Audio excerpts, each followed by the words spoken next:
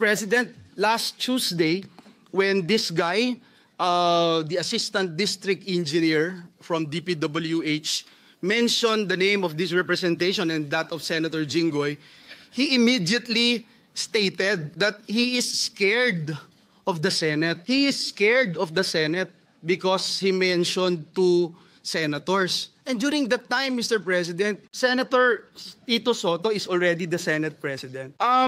And then afterwards, a lot of congresspersons would say that he is safer in the House of Representatives. And then the lawyers of this fellow would mention na ngayon, all of a sudden, safe na siya dito sa Senado. It puts a bad taste in the mouth, Mr. President, na para po bang may mangyayari sa kanya pag nandito siya sa Senado. And that's why, again, when Senator Jinggoy made that motion, we all supported him. And not just the members of the minority, but the entire members of the Senate.